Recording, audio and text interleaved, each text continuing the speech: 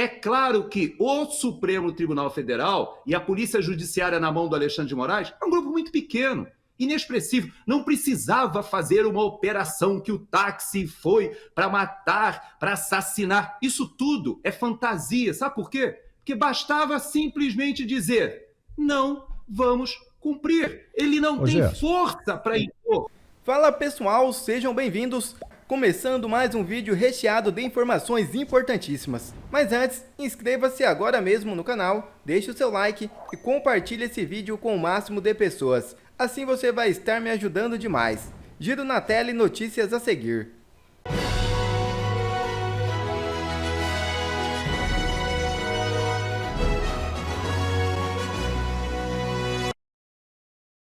Triste notícia. Morre prefeito reeleito do PL. O prefeito de Cabreúva, São Paulo, Antônio Carlos Mangini, morreu na manhã deste domingo 15, aos 58 anos de idade, em decorrência do agravamento de um câncer no pâncreas, diagnosticado em 2021. Ele estava internado no Hospital Sírio-Libanês em São Paulo. Mangini deixa a esposa, Valdirene, e 3 filhos, Gabriela, Matheus e Maria Clara. Em nota oficial, a Prefeitura de Cabreúva manifestou solidariedade à família, amigos e à população da cidade. Que Deus possa confortar a família. Médico de Lula diz que correu o risco de acontecer o pior com o petista. Em entrevista ao Fantástico, Roberto Calil Filho afirmou que a hemorragia cerebral colocou a vida do petista em risco. Foi uma situação bastante crítica com risco real de piora, afirmou Calil ao programa Fantástico, da TV Globo. Uma pessoa de 79 anos passar por uma situação tão grave e ter a recuperação tão rápida como foi a de Lula é no mínimo de se levantar dúvidas. Malafaia levanta a voz e pede a imediata prisão de Moraes. O pastor Silas Malafaia classificou como imoral e ilegal a prisão preventiva do general Walter Braga Neto, determinada pelo ministro do Supremo Tribunal Federal, Alexandre de Moraes, no último sábado. Malafaia afirmou que Moraes deveria ser preso. Segundo ele, uma conversa entre 2 generais de 1 ano e meio atrás não é fato novo, nem tampouco fato concreto. O pastor questionou a materialidade das acusações, argumentando que não há evidências claras de que Braga Neto tentou obstruir as investigações. Abre aspas. Isso é uma vergonha, um abuso de poder do ditador da toga, para promover perseguição política. Fecha aspas. Malafaia também destacou que o inquérito em questão já havia sido concluído há mais de 10 dias, com mais de 30 pessoas indiciadas e o caso levado ao Ministério Público Federal. Abre aspas. Como alguém pode ser preso agora por obstrução de uma investigação que já foi concluída? Isso é um absurdo. A prisão de Braga Neto é imoral, ilegal e mancha o judiciário. Fecha aspas. Mas este é o Brasil da atualidade, onde os conceitos jurídicos parecem ser reescritos todos os dias conforme as conveniências, endossados por pares que moldam o sistema ao sabor de interesses próprios. O que resulta é uma enorme insegurança jurídica, e tudo em nome da democracia e da liberdade do cidadão em viver em um país onde os valores se encontram inteiramente invertidos, onde vilões são justamente os que pedem por clareza e defendem o fim das tiranias.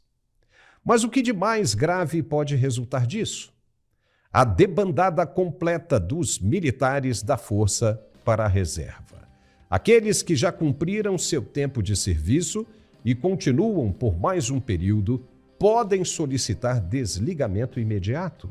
Além disso, há os que ainda não estão em posição de reserva, mas podem simplesmente optar por deixar a força e se aventurar na iniciativa privada, seja como motoristas de aplicativo ou apostando no empreendedorismo. Isso porque ninguém acredita mais em uma carreira militar, sabendo que pode perder tudo que apostou na vida de um dia para o outro. Hoje se fala de atos antidemocráticos do dia 8 de janeiro de 2023. Mas e amanhã? Para continuarem mantendo o poder sob controle, o que mais vão alegar para forçar um militar a seguir com as normas da conveniência? O quê? Que motivo será usado para desqualificar um militar? Ele pode ser condenado a perder tudo o que construiu na vida acreditando que estava servindo o país, protegendo as fronteiras e se considerando um herói da nação. Tudo pode ser jogado no lixo da noite para o dia. E o que é pior, apenas pelo disse-me-disse. Essa é a primeira vez que se prende um general mesmo da reserva de 4 estrelas e do porte de Braga Neto. Você não acha que essa corda está esticando demais, não, Gerson? Está esticando demais, mas eu vou colocar esse tema em outra perspectiva, Paulo. Você sabe que eu estou falando dos Estados Unidos e, como eu tenho dito, nós temos uma vantagem por morarmos fora, que é a vantagem de estarmos 2 anos à frente na história do Brasil. É como se nós pudéssemos diariamente falar com você da audiência do Mundial Telenotícias, vindo do futuro e vindo hoje e dizer para você: eu já conheço o filme, sei o final desse filme, sei aonde vai chegar.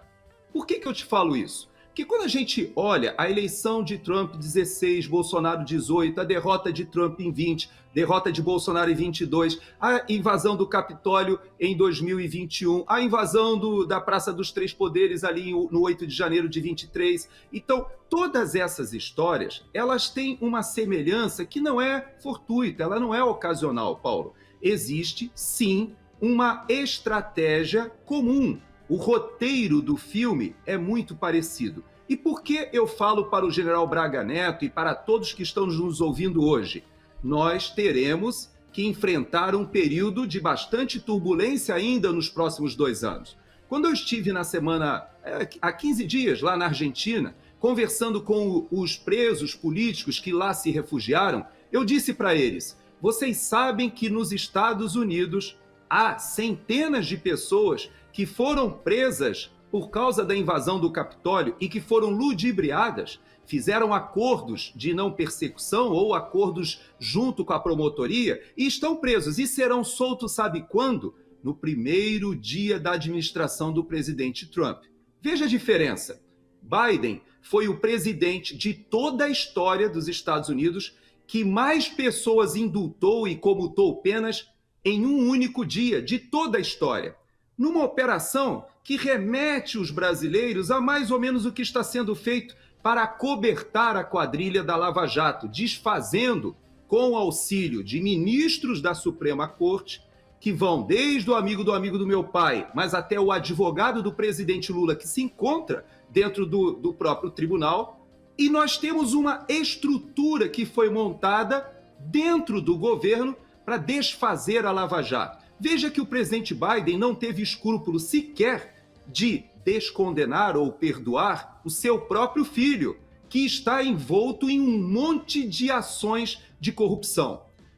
Essa submissão ao poder político levou o Brasil a uma sinuca de bico. Por quê? Porque nós temos um grupo que é uma organização criminosa que voltou ao poder.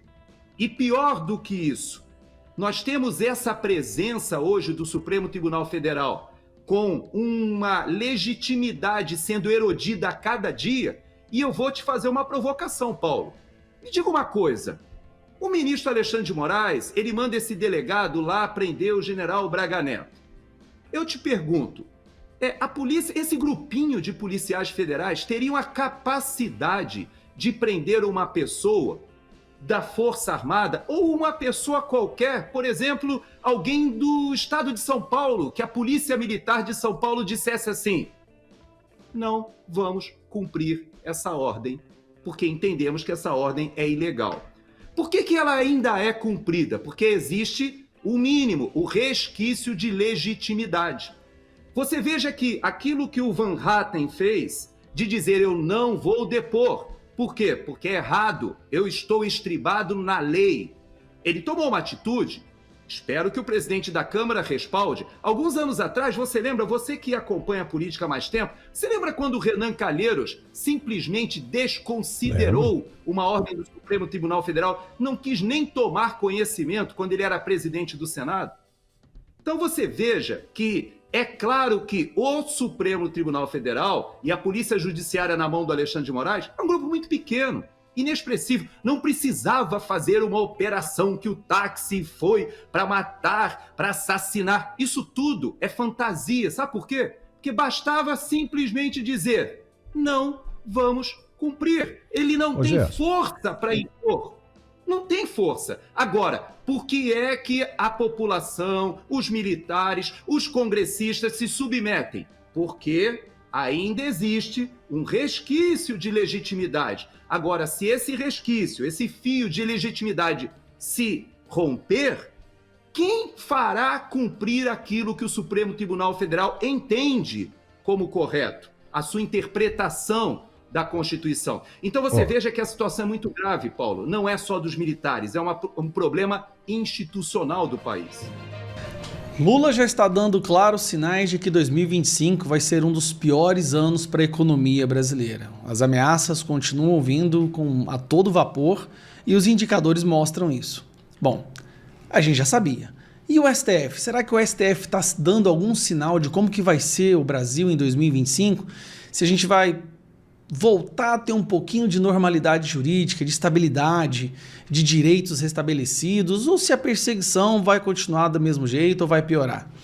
Essa pergunta, na verdade, é uma que me causa mais curiosidade do que da questão da economia, porque da economia nós já sabemos. O colapso está sendo aí desenhado desde os primeiros dias de 2023. E o STF, será que vai dar uma melhorada? Será que eles vão dar uma amenizada e vai deixar a oposição trabalhar? Ou eles vão sair prendendo todo mundo e pregando o último prego ali no caixão da nossa democracia?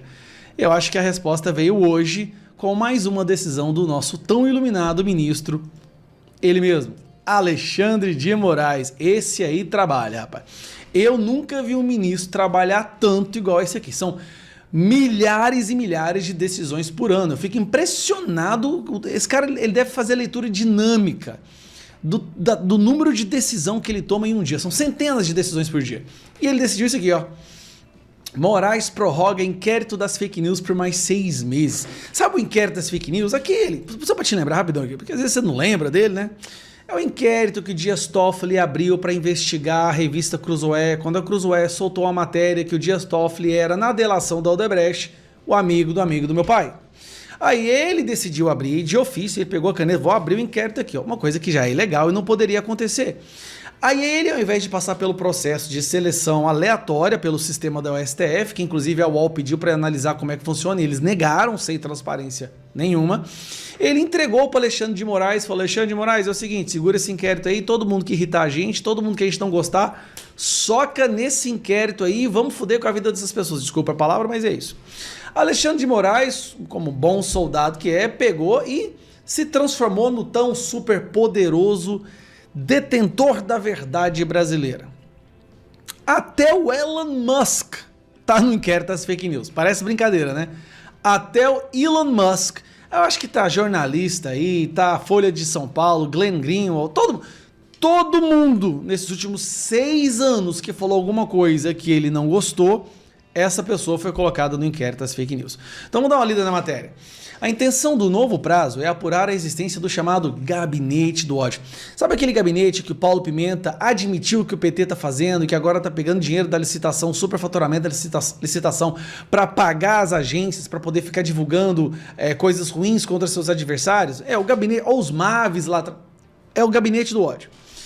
A gente sabe que existe, só que é do PT, mas ele está ali 6 anos para investigar o Gabinete do Ódio do Bolsonaro. O ministro Alexandre de Moraes, do Supremo Tribunal Federal, prorrogou por mais 180 dias o inquérito das fake news, que tem como objetivo a investigação de notícias fraudulentas, falsas comunicações de crimes, denunciações caluniosas e ameaças a ministro da Corte. Eu lembro de um relatório dele que ele falou assim que a prova de que existe uma coordenação do Gabinete do Ódio é porque as pessoas seguem umas às outras. Fiquei, gente, olha só que impressionante. Ele está aprendendo como que funciona a rede social, o engajamento orgânico. Que legal! A Polícia Federal já entregou relatórios também dizendo que não encontrou nada de Gabinete do Ódio, nem de repasse de dinheiro público. Lembrando, isso aí foi uma investigação criada no governo Bolsonaro sobre a alegação de que o governo financiava fake news e divulgadores nas redes sociais. O governo já não está no governo há 2 anos, então como que ele financia esse povo? E esse povo continua trabalhando, esse povo continua falando as verdades sobre o Lula e continua verbalizando a sua indignação sobre o que o STF tem feito com o Brasil. A prorrogação, escreveu Moraes, tem como finalidade finalizar as investigações sobre a comprovação da existência, o financiamento e modus operandi de um chamado Gabinete do Ódio, que teria operado no governo de Jair Bolsonaro, bem como de todos os seus participantes do inquérito 4781. Junto com a ampliação do prazo, o ministro determinou a oitiva de mais 20 pessoas a fim de complementar a análise das informações obtidas mediante a quebra de sigilo fiscal e bancário e o término das diversas diligências em andamento na Polícia Federal. Criado de ofício pelo então presidente do Supremo, Dias Toffoli, em março de 2019, o inquérito das fake news é constantemente criticado pelos investigados e pelo campo político da direita como um todo. A reclamação geral é de que a investigação seria um golpe no direito à liberdade de expressão. Esse inquérito, em março agora de 2025, vai fazer 6 anos. Esse talvez vai ser o primeiro inquérito da história do Brasil onde uma pessoa nasce durante o inquérito e cresce, chega à idade adulta, é inserida no inquérito de fake news. Assim, ela nasce durante o inquérito. Você está entendendo? Uma criança que nasceu em 2019 hoje já vai para a escola. Né? Ela já sabe escrever, ela nasceu e já sabe escrever inquérito das fake news. Foi nesse momento, em 2019, por que esse inquérito é importante? Foi nesse momento, em 2019, quando o Dias Toffoli criou esse inquérito aí, esse foi o pontapé inicial da ruptura do Estado democrático de direito, do devido processo legal, do sistema acusatório. Foi aí que a perseguição política se tornou modus operandi no Brasil e agora nós estamos nessa situação que o brasileiro sabe que o Brasil não é mais uma democracia. Eu acho que o motivo dele ter prorrogado, eu vou ser sincero, eu estava lendo aqui, eu acho que o motivo dele ter prorrogado, minha opinião, é porque é um inquérito tão vergonhoso que quando ele for apresentado, ele se tornar público, vai ser tão vexaminoso, tão vergonhoso por não terem, depois de 6 anos, encontrado nada, absolutamente nada, mas destruiu a vida de várias pessoas, várias buscas e apreensão, celulares, laptops, desmonetização, tudo que você puder imaginar, que vai ficar vergonhoso. Então, a única solução que o Alexandre de Moraes tem é prorrogar eternamente esse inquérito, porque não tem como apresentar uma coisa tão mal feita que foi claramente uma perseguição. Se bem que eu acho que ele não importa pra isso mais não. Ser sincero com vocês, eu acho que ele não tá nem aí se as pessoas vão perceber que foi perseguição ou não, né? Viu aí? Só basta olhar pra prisão do Braga Neto e pra tudo que tem acontecido no Brasil. Mas o início de tudo foi aqui. Até os ministros do STF já estão de saco cheio e falam que esse inquérito tem que acabar. Até a esquerda fala que esse inquérito tem que acabar. Até o povo da Globo News. Mas chega lá Alexandre de Moraes, que agora manda, é o presidente do Brasil. Esse cara manda no Brasil. E determina que deve continuar por mais 6 meses. Esse é o Brasil.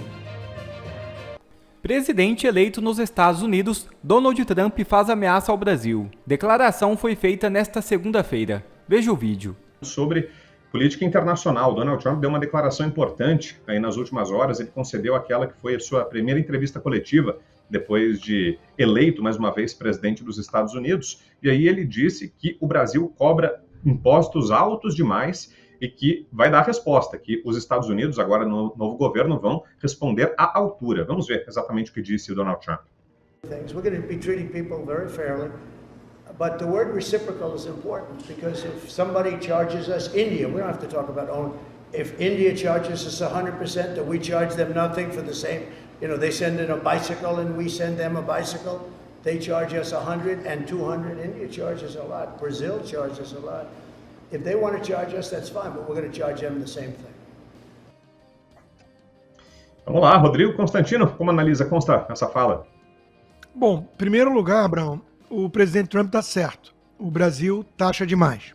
É um país protecionista e cria reservas de mercado para produtores locais por meio de tarifas absurdas. É um dos países que mais tem tarifa no mundo, fora outras regulações que são tarifas indiretas, para dificultar o acesso do brasileiro, do consumidor brasileiro ao produto final importado. E às vezes é um insumo também para a indústria que chega muito caro. Então, vamos começar pela premissa. O Brasil taxa demais, o presidente Trump está certo. Aí ele vem com essa ameaça de retaliação, né?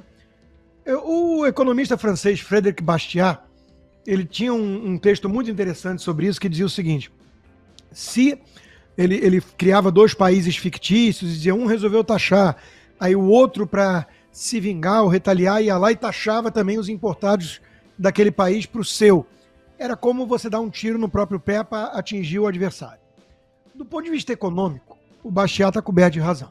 Se o Trump impuser tarifas aos produtos brasileiros, isso vai prejudicar a economia americana, o consumidor americano, e é inflacionário e tudo mais. Tá certo.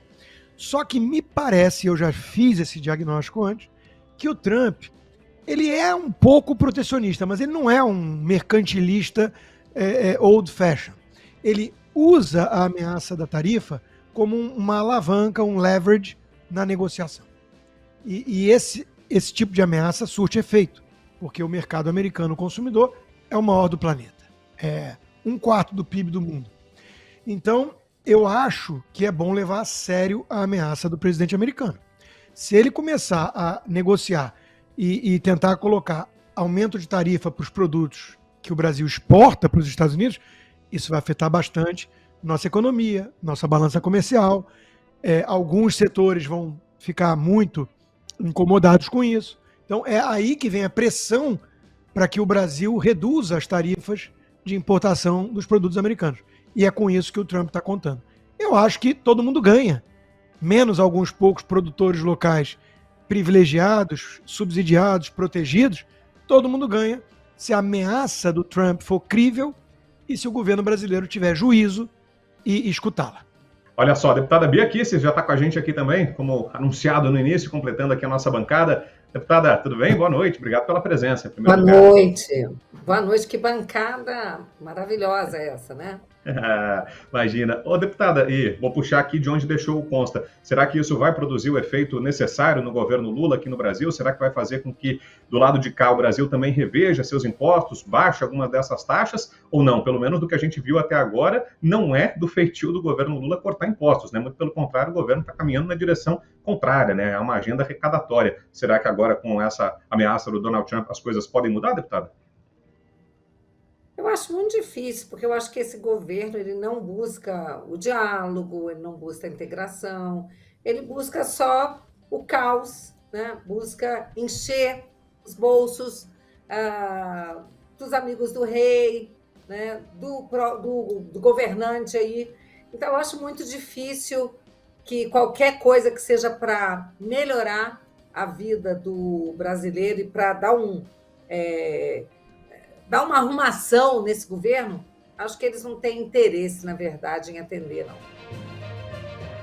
Quer ver mais conteúdos como esse? Então inscreva-se agora mesmo no canal e ative o sininho das notificações. Assim você não perde mais nenhum conteúdo que é postado aqui no canal. E também já deixe o seu like para o YouTube ajudar a divulgar o nosso trabalho. Fico por aqui e que Deus abençoe a todos. Brasil acima de tudo e Deus acima de todos.